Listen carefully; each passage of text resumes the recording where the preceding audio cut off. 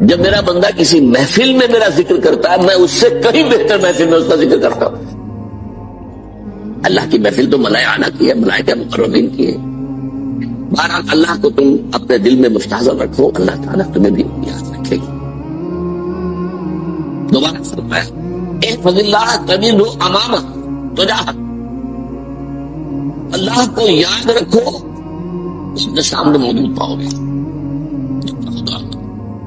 احفظ اللہ تجدہ امامک یا تجاہک، جب سامنے موجود اللہ سالہ فصل اللہ امام عمر کا سکھ۔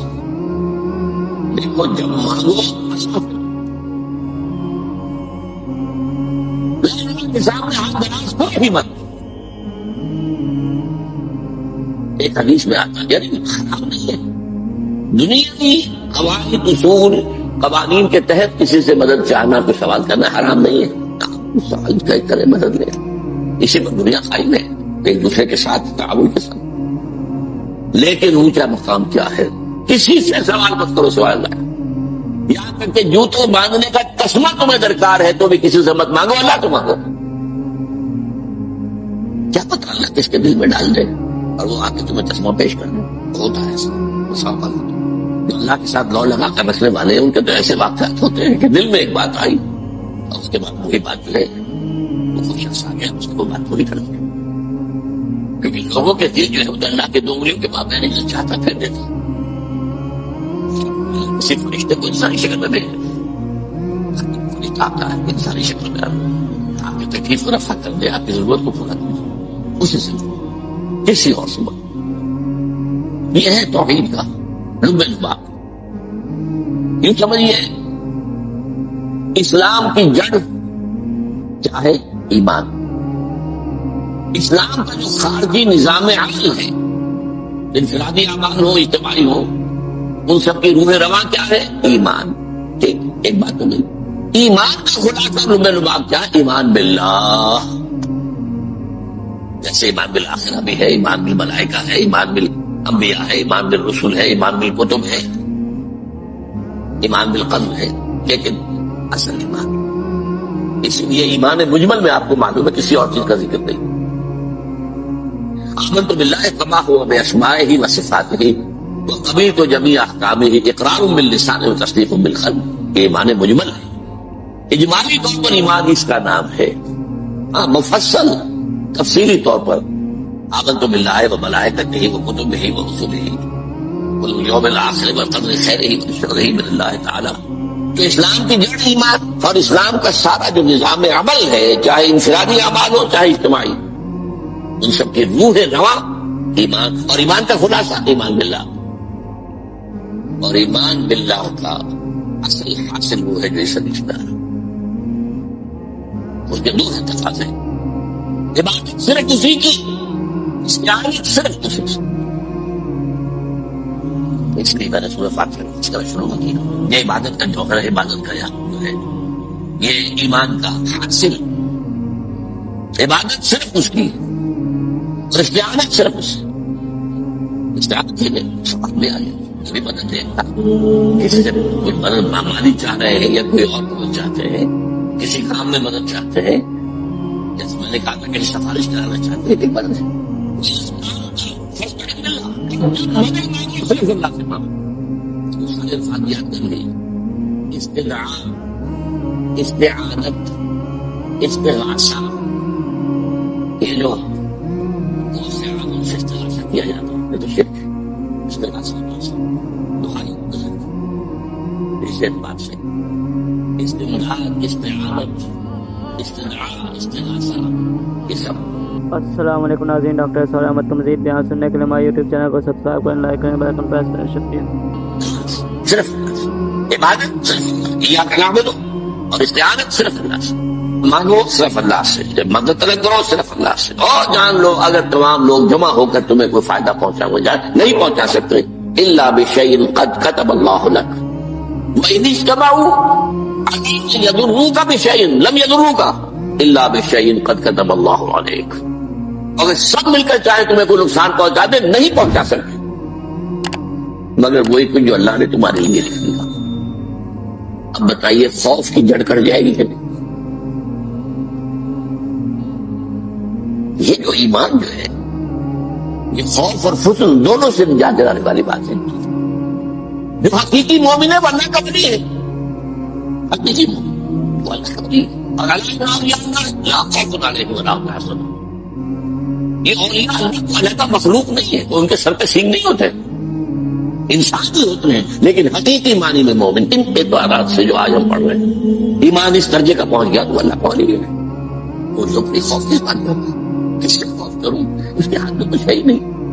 اور اللہ نے میرے لیے لکھ دیا وہ آپ کر لے کیا میں لاکھ گڑ گڑاؤں تو اس کے سامنے یہ چھوڑ دے. اگر اللہ نے لکھا ہوا ہے تو کہے اس کے سامنے گڑ گڑا دے, کہے مجھے مسائی کرنا اس کے سامنے. اور کسی کے ہاتھ میں کچھ ہے ہی نہیں, میرا خیر ہے ہی نہیں, کہے کو اس کے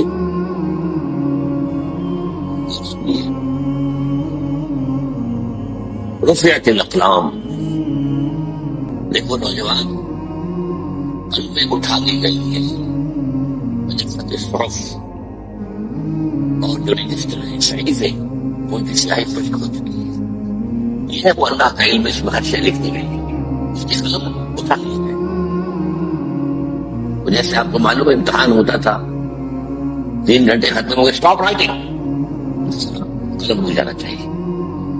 وہ قلم تو تقدیر کا کاتب جو ہے وہ قلم اس کا اٹھا لیا گیا, اور جو صحیفے جن پر لکھا گیا وہ خشک ہو گئے. یہ تو روایت ہے جو امام ترمذی نے جس کو روایت کیا, یہ متن ان کا ہے جو ہم نے پڑھا ابھی, اور ان کا قول یہ ہے کہ یہ حدیث حسن صحیح ہے. لیکن یہی روایت اور انہی راوی سے عبداللہ ابن عباس سے رضی اللہ تعالیٰ عنہ اور بھی محدثین نے کی ہے. اس میں سے ایک اور متن جو ہے وہ یہاں پر امام نووی نے دے دیا. نجدہ امامک, یہ تو پہلا وہ ٹکڑا تھا, وقت تو جہاز تھا, یہاں امامک ہے, امام مطلب ایک ہی ہے, اپنے سامنے پاؤ. اللہ کی حفاظت کرو, اللہ کو دل میں, اللہ کی یاد کو محفوظ رکھو, بولے کہ اللہ کو مستحضر رکھو. ذکر اللہ کے معنی کیا ہے؟ استحضار اللہ فی القلب, یہ ذکر اللہ. جنہیں ہم ذکر سمجھ بیٹھے وہ ذکر کے ذریعے صلاۃ لذکری, نماز قائم کرو میری یاد کے لیے, نماز ذریعہ ہے یاد کا. یہ علیحدہ بات ہے کہ آپ نے 17 رکعتیں بھی پڑھ لی ہو عشاء کی اور یاد آپ کو آئی نہیں کوئی, آپ تو ایک میکینیکل انداز میں جو ہے اٹھک بیٹھک کر رہے ہیں, آپ کے زبان سے کچھ بھی نکل رہا ہے, تو اس کا آپ کے شعور سے, دل کی گہرائی سے کوئی رابطہ ہے ہی نہیں, وہ ذکر تو نہیں ہوا. ہاں نماز فرض کی ادا ہو گئی, اپنی فرض ادا ہو گئی. تو جنہیں ہم نے ذکر سمجھا وہ ذرائع ذکر, اللہ اللہ سبحان اللہ زبان سے, یہ تاکہ اس کے نتیجے میں وہ ذکر حاصل ہو جائے. استحضار اللہ فی القلب, ذکر کے معنی ہے استحضار اللہ فی القلب.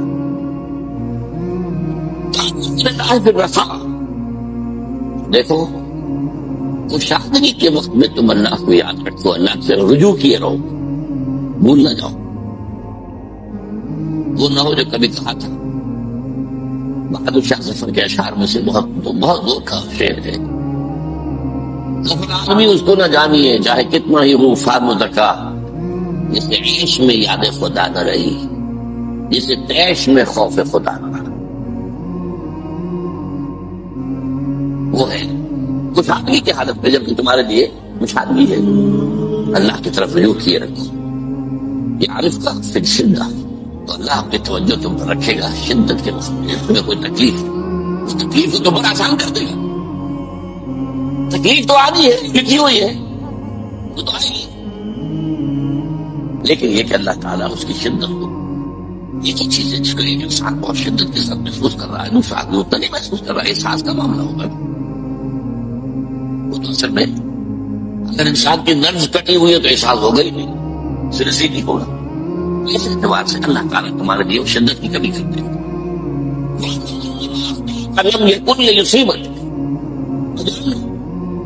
جو چیز تم سے چھوٹ گئی ہے, رہ گئی ہے, وہ ہرگز تمہیں ملنے والی نہیں تھی.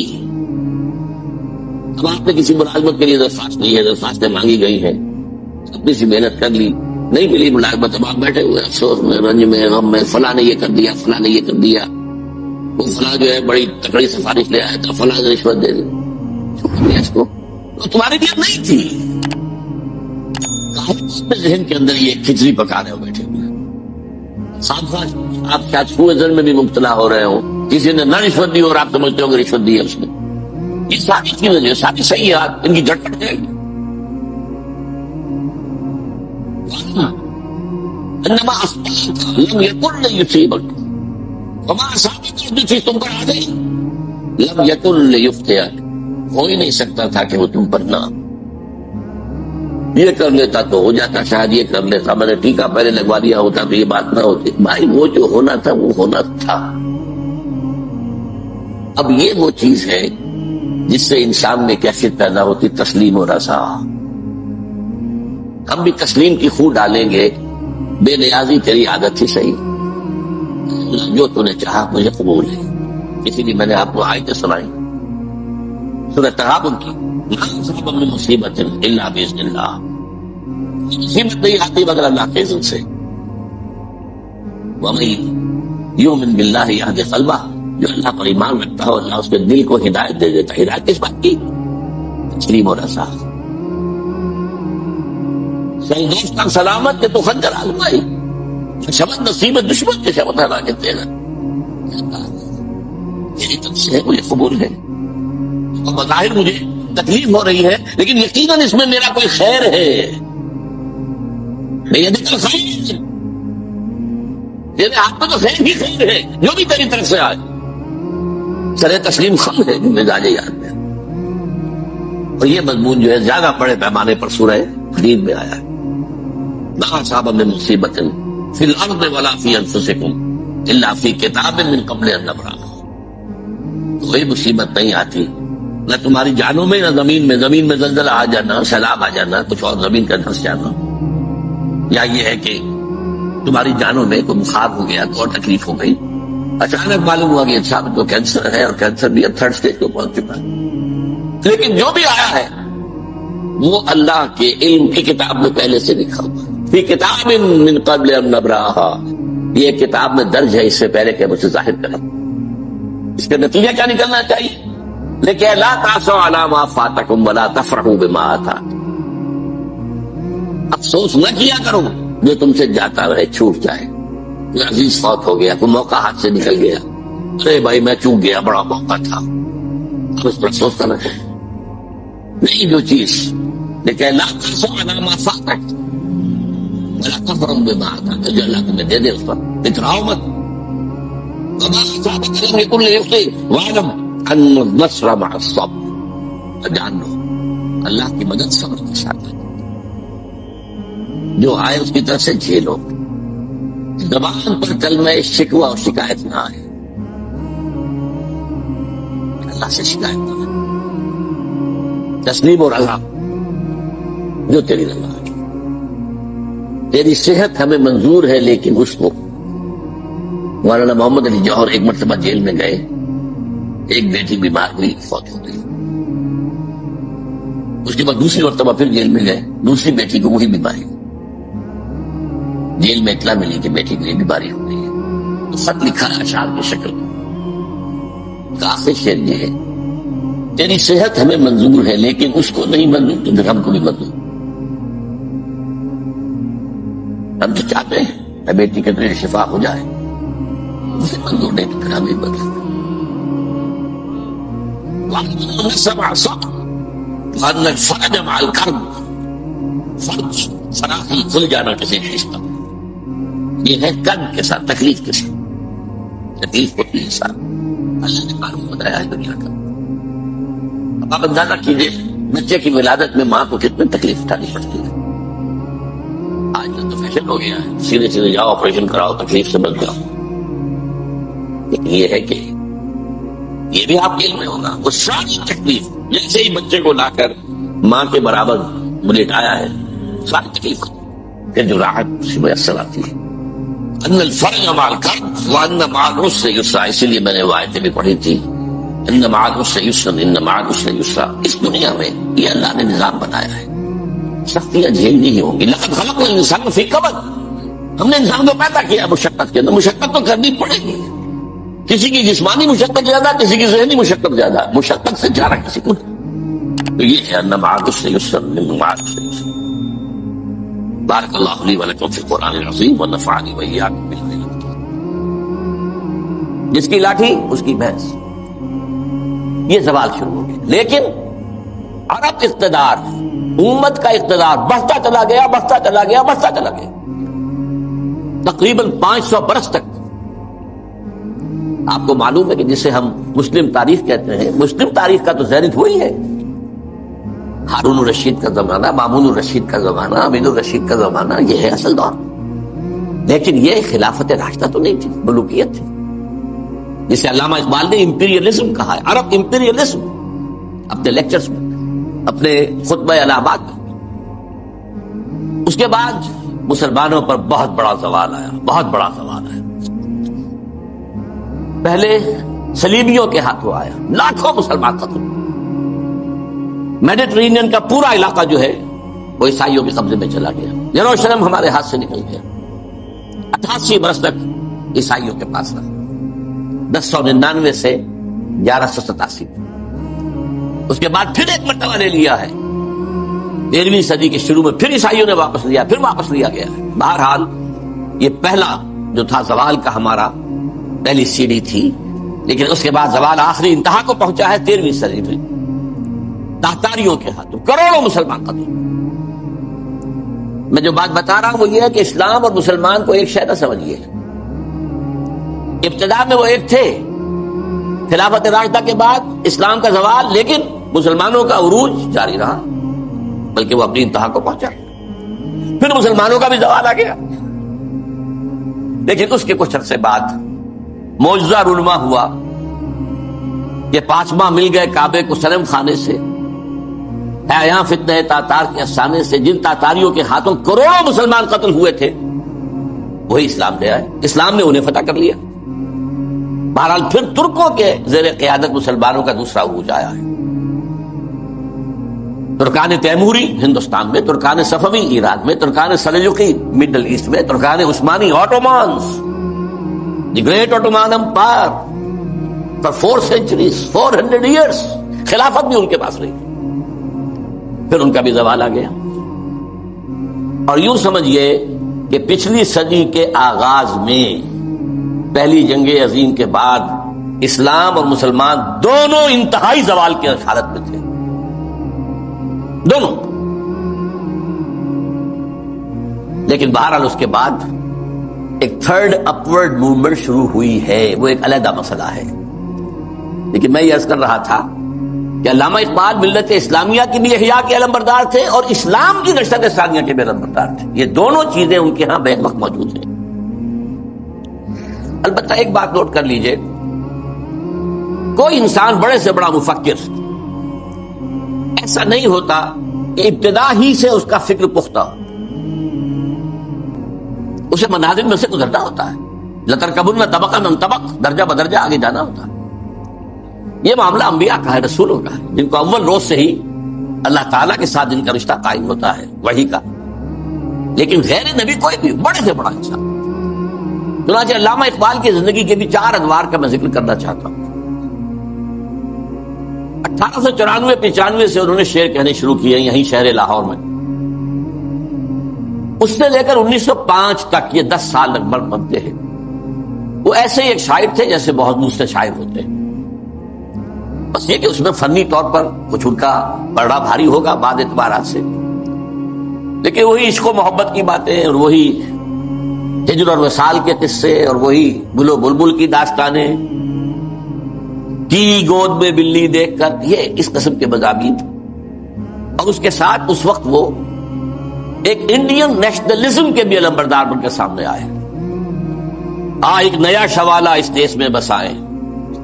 گویا کہ ہندوستان مسلمان، ہندو اور مسلمان مل کر کوئی ایک معبد تعمیر کرے. شاید یہ صدائے بازگشت تھی اکبر کے فلسفہ دین الہی کی، یا پھر اس کے بعد راجہ رام موہن رائے کا جو مجلس ایزدی تھی، برہمو سماج. ایک نیا شوالہ اس دیش میں بسا.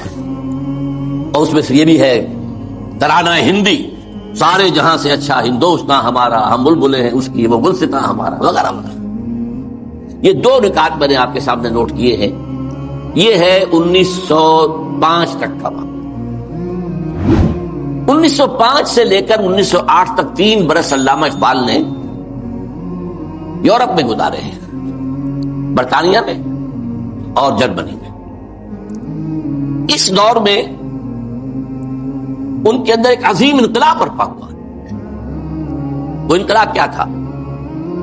ایک انہی کا مصرع جو ہے مورو کر رہا ہوں، مسلمان کو مسلمان کر دیا طوفان مغرب نے۔ اقبال جب یورپ گیا تھا اتنا مسلمان نہیں تھا جتنا کہ وہاں جا کر مسلمان ہوا۔ یہ ایک بڑا نیچرل ری ایکشن ہوتا ہے اگر کسی شخص کی ابتدائی اور بنیادی تربیت کے اندر دین کا عنصر موجود ہو، جیسا کہ علامہ اقبال کے ہاں تھا۔ ان کی والدہ ایک بہت نیک سیرت مسلمان خاتون، ان کے والد ایک صوفی منش بزرگ، پھر ان کے استاد علامہ میر حسن۔ یہ ان کی شخصیت کے جو ابتدائی جو کردار سازی کا دور ہوتا ہے اس کے اندر اہم ترین جو ہے عوامل تھے۔ پھر جو کچھ ہوا، لاہور میں آئے، گورنمنٹ کالج میں رہے بھی کیا، یہاں پر رہے، وہ کچھ دور اور تھا۔ لیکن انگلستان جاتے تو معلوم ہوتا ہے کہ شعلہ بھڑک اٹھا، مسلمان کو مسلمان کر دیا طوفان مغرب نے۔ پھر وہاں کے فلسفے، فکر، نظریات، اس کا جو مطالعہ کیا تو اس میں خود اپنی کیفیت کو بیان کیا ہے کہ عذاب دانش حاضر سے باخبر ہوں میں کہ میں اس آگ میں ڈالا گیا ہوں مثل خلیل علیہ الصلوۃ والسلام، کہ جیسے حضرت ابراہیم کو نمرود کی آگ میں ڈال دیا گیا تھا، مجھے بھی اس آگ میں جھونک دیا گیا۔ یہ تو آگ ہے، یہاں یہ تو عذاب کا ہے، عذاب دانش ہے۔ لادینیت، الحاد، یہ ساری چیزیں جو ہے رگو پے میں سرایت کیے ہوئے یہاں۔ لہذا عذاب دانش حاضر سے باخبر ہوں میں کہ میں اس آگ میں ڈالا گیا ہوں مثل خلیل۔ اللہ نے حضرت ابراہیم کو بھی وہاں سے زندہ و سلامت نکال لیا تھا۔ علامہ اقبال بھی وہاں سے جب آئے ہیں تو ایک مومن کا ذہن اور فکر لے کر آئے ہیں، مومن کا دل لے کر آئے۔ اس وقت کی ان کی جو ایکویٹی آف ویژن تھی اس کا اندازہ کیجئے۔ 1905 سے 8 تک کے حالات انہوں نے مشاہدہ کر لیا تھا کہ فرنگ کی رگے جہاں پنجائے یہود میں، اور بھی بہت لوگ جاتے آتے تھے، انگلستان جاتے تھے، کسی نے دیکھا کہ دیکھنے والوں ہی کو دکھائی دیتا ہے، صاحب بصیرت لوگوں ہی کو۔ تو علامہ اقبال بہت بڑے سیر تھے، دیکھنے والے تھے۔ ایک تو حال کا مشاہدہ گہرا اور ایک مستقبل کے بارے میں بھی۔ ان کی نگاہیں بہت تیز تھی، گاہ میری نگاہ تیز چیر گئی دل وجود۔ اس کے بعد سن 8 سے 1938 تک 30 برس، اب یہ ہے ان کا وہ دور جس میں اگرچہ انہوں نے شاعری کو جاری رکھا ہے، شاعری کی ہے، لیکن ساتھ ہی یہ بھی کہا ہے مرا یاراں غزل خانے شمردند، مجھے خامخواہ لوگوں نے شاعر سمجھ لیا ہے، غزل خاں سمجھ لیا ہے، اور شکوہ کیا ہے کہ ہر کسے از ظن خود شد یاد من بس درون من نجس اسرار من۔ میرے بہت سے دوست بنے ہوئے ہیں، عقیدت مند ہیں، آتے ہیں، سب کچھ ہے، لیکن کوئی میرے اندر جھانک کر نہیں دیکھتا کہ اس کے اندر ہے کیا، وہ کیا چیز ہے جو مجھے بے چین کیے ہوئے، اس سے کسی کو دلچسپی ہی نہیں ہے۔ یہ جو دور ہے 30 برس کا، میرے نزدیک اس میں اقبال کی سب سے بڑی حیثیت یہ ہے کہ وہ قرآن مجید کا اس دور کا سب سے بڑا شارح ہے۔ میں لفظ تفسیر استعمال نہیں کر رہا، وہ ایک ٹیکنیکل ٹرم ہو جائے گی۔ شارح اقبال قرآن، اور ساتھ ہی سب سے بڑا داعی ہے۔ میرے علم میں نہیں ہے کہ کسی اور شخص نے اس شد و مت کے ساتھ مسلمانوں کو قرآن کی طرف دعوت دی ہو کہ لوٹو قرآن کی طرف، سادہ ترین الفاظ میں وہ زمانے میں معزز تھے مسلمان ہو کر اور تم خار ہوئے تاریخ قرآن ہو کر، اے جو شبنم بر زمین افتدئی در بغل داری کتاب زندگی، اے وہ قوم جو شبنم کی طرح زمین پر پڑی ہوئی ہے اور لوگ اسے اپنے قدموں سے توڑ رہے ہیں، پامال کر رہے ہیں، ہوش میں آ، تیرے پاس وہ کتاب زندہ موجود ہے۔ جیسے حضرت موسیٰ علیہ السلام کے پاس بھی عصا تو تھا، لیکن جب دربار میں جب وہ مقابلہ ہو رہا تھا اور جادوگروں نے اپنی رسیاں پھینکی، وہ بھی سانپ بن گئے، تو حضرت موسیٰ کے دل میں بھی خوف آ گیا۔ فَأَوْجَسَ فِي نَفْسِهِ خِیفَةً مُوسیٰ، یہ بدبنایت بشری ہے۔ اس طرح کی چیز کا معاملہ انبیاء کی عصمت کے منافی نہیں ہے، بربنایت بشری۔ یہ میرا معجزہ بھی تو یہی تھا نا جو اللہ نے دیا تھا کہ میرا عصا جو ہے وہ اژدہا بن گیا، یہ تو انہوں نے سانپ بنا دیے، اب کیا ہوگا؟ تالی پٹ جائے گی۔ اب تو مجمع خود کہا تھا کہ جمع کرو لوگوں کو۔ اس وقت اللہ نے فرمایا جو تیرے ہاتھ میں اسے پھینکو، ذرا ڈالو تو صحیح، دیکھو تو صحیح، ڈرو نہیں۔ وہ جب ڈالا ہے اور اس نے وہ سارے ہڑپ کر لیے، اس جو بنا وہ اژدہا، وہ جو جتنی بھی بنی تھی وہ بظاہری وہ سانپ، وہ سب کے ساتھ ہڑپ کے اب سجدے میں گر پڑے ساجدہ، القی السحرۃ ساجدین۔ اسی طرح یہ امت آج اگرچہ موجود ہے، عصائے موسوی بغل میں ہے، سانپوں سے ڈر رہے ہیں، در بغل داری کتاب زندئی اے تو شبنم بر زمین افتندئی۔ میں تفصیل میں نہیں جا سکتا، میری ایک کتاب ہے علامہ اقبال اور اس میں میں نے تفصیل سے علامہ اقبال کے شارح قرآن ہونے کے اعتبار سے میں نے انہیں رومی ثانی قرار دیا۔ رومی کے بارے میں حضرت جامی رحمہ اللہ نے جو اشعار کہے تھے، مثنوی مولوی معنوی است قرآن در زبان پہلوی۔ یہ جو مولوی معنی، مولوی روم، ان کی جو مثنوی ہے، یہ فارسی زبان میں، پہلوی زبان میں قرآن ہی ہے، قرآن ہی کے مفاہیم ہیں، قرآن ہی کے مقاصد ہیں، قرآن ہی کا فکر ہے، قرآن ہی کا فلسفہ ہے جو بیان کیا گیا۔